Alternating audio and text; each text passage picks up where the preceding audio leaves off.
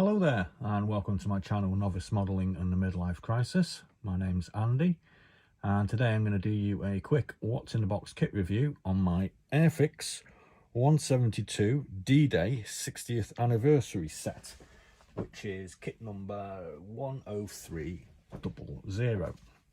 Now I recently bought this off eBay for around about £65 with the postage.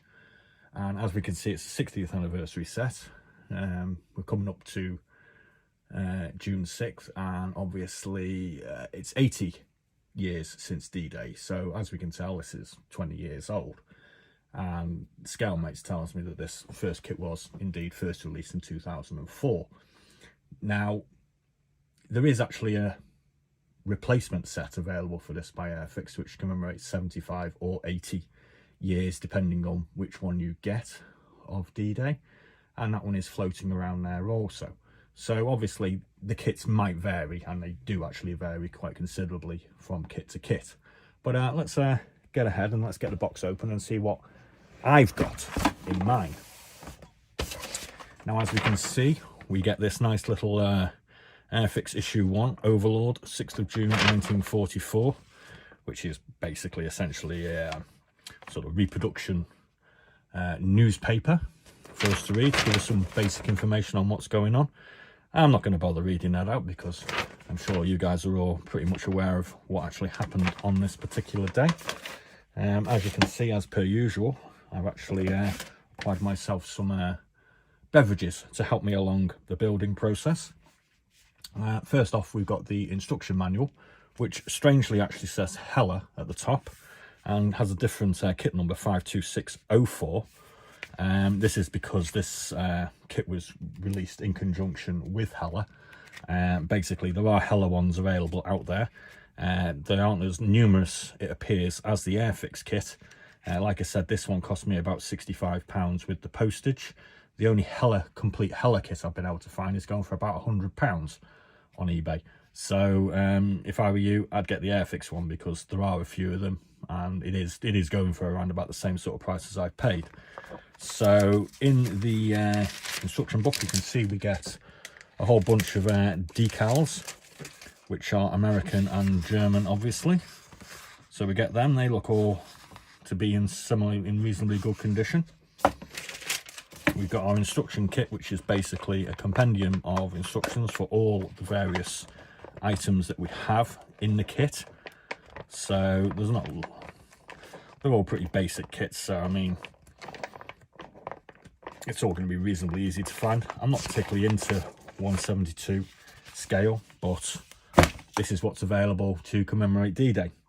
So the first item we can have a look at is this one. Is going to be the LCM Mark III landing craft. And as we can see, that comes with a base unit for the boat, comes with sides, comes with a couple of crew members, a little wheelhouse and various other parts. All these are actually sealed in the bag, so no one's actually touched it. We have 2 bags of American infantry. They do appear to be different sets. Obviously, one of them, as you can see, comes with this rubber dinghy. I'm pretty sure not many of the US Army approach the D-Day coast in rubber dinghies, but we got a rubber dinghy anyway. And we get a whole bunch of other guys in this bag. We also get 2 bags of German infantry.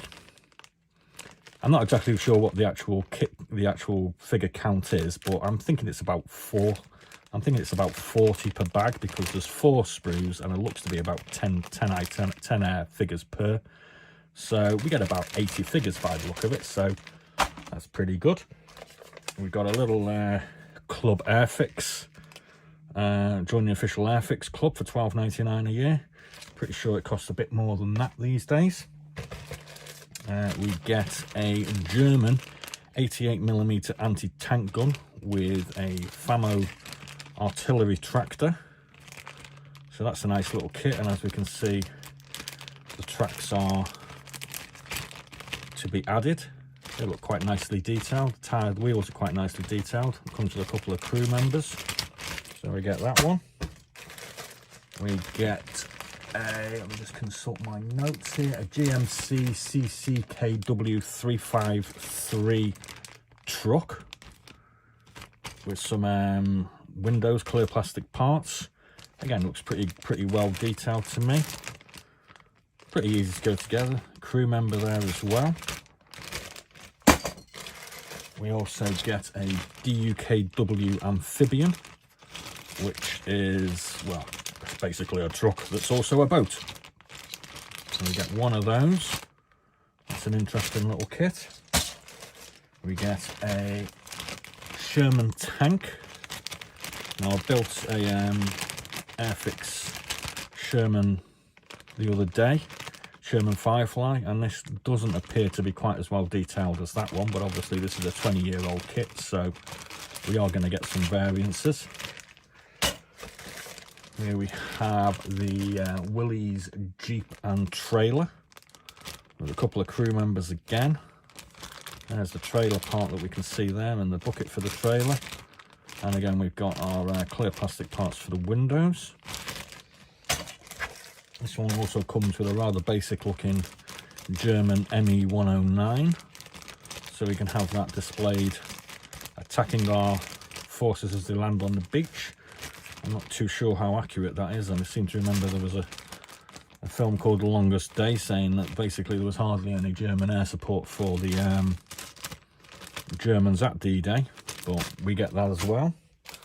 And we also get the prized item, which is the German fort with its, well, it's got some guns on it that pretty much look like they come out of the battleship Tirpitz, so I'm not quite sure how accurate something like that is. It's not really accurate to what videos that I've seen of D-Day, but it's a really interesting addition. So we get that. And I've got a bag of 20-year-old paints and glues and a rather nasty looking paintbrush. So I'm going to kind of guess that these paints are beyond salvage. Now, as you can see, as previously when I do these things, I do actually like to have a little drink. So I've got myself some genuine French Sassy Cidre, batch number 4 from year 2022. So I've got a nice 2-year-old 12 bottles of this. It cost about 30 quid. So I'm quite looking forward to trying that. I've also got some Pacori Normandy pear cider. Oh, incidentally, this is from Normandy also, so we are staying in theme. It's not just French, it is Normandy. And we've got some pear poire d'enfant. Again, this is cider. And yes, it's got French writing on the back, so that means it must be made in France. We've also got Pacori Le Cidre, Brut et Fermier, which again, this is just standard apple cider. That looks rather nice. And we do actually have ourselves a bottle of Calvados. Calvados being a typical traditional Normandy drink, which is a, well, basically it's apple brandy. Apple brandy, yum yum. Now the main difference that I can see between this and the current Airfix offering, which is, let me just have a look here. The current Airfix kit you can buy is A50162A, which is released in the past 5 years and re-released this year. Is you do actually get a diorama base with that particular kit. There is no diorama base with that, so you can weigh that up 2 ways. And obviously the diorama base is only going to be the size of the box, so it is kind of limited in its usability when you're getting so many kits. Everything's going to be very cluttered and very together. So I mean, getting that, I don't really consider it to be that much of a big deal. I've actually got these things, which came with a recent delivery of beer off Amazon. I've got 4 of these, and I'm kind of thinking that if I was to sort of papier-mâché into these gaps here, they'd actually make pretty good cliff tops for my coastal fort to go on. So I've got 4 of those, and I've got a space which is sort of 6 foot by 4 foot that I can put a top on, And I could actually probably make myself a pretty cool diorama with a few of these in the background with my coastal fort and my well, yeah, my troops on it as well. So there we go. We've also got a few other plans to keep us going over the next 10 days, because I'm off for 10 days.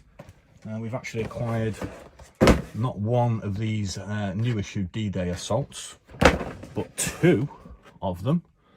I can confirm that the items in the current offering are slightly better quality.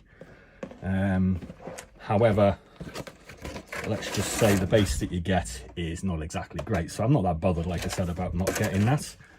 So I've got 2 of them to play with, and because I'm drinking Calvados at some point, I thought I might as well have a go at Mini Arts 135 38071 Calvados cellars, which is an interesting little side project. So there's plenty going to be going on my channel over the next 10 days, so please do like and subscribe. I will do a kit review in a couple of days when I get to start this one, because the LCVP, the amphibious the troop transport there is actually represented in both kits, and the Jeep obviously with the trailer. We can actually sort of compare the 2, one from 20 years ago and one from the current offering, and see just how better the quality is. But having done a quick look at what you actually get with the new D-Day kit, you do actually get more stuff with this one. I actually count 13 items in this kit compared to 11, including our probably pretty naff diorama base in the new kit, which goes for around about the same sort of price. So you have to sort of weigh the 2 up as to, I suppose, which one's better value for money. You know, you get more kits with this one as you do to the new one, but the quality is probably going to be better on the new one. So that's something to think about. They do pretty much cost about the same price. So anyway, yeah, thanks for joining me on my little kit review today. I'll be seeing you later on with some, I'm going to do some building, I suppose, and we'll see how we go. So please do like and subscribe and join me for my model building ride. Whether I actually get all this finished by June the 6th is quite debatable. If you watched my previous attempt at building lots of things rapidly, which I called Land of the Rising Sun Week, which was a load of Japanese aircraft, we really didn't do very well. In fact, we still actually haven't really finished our aircraft off from that, and that was about 3 weeks ago. But these are a bit more simple. They're only really one colour, so hopefully we might get most of the way there in the next 6 days. So thanks for joining me, and be seeing you.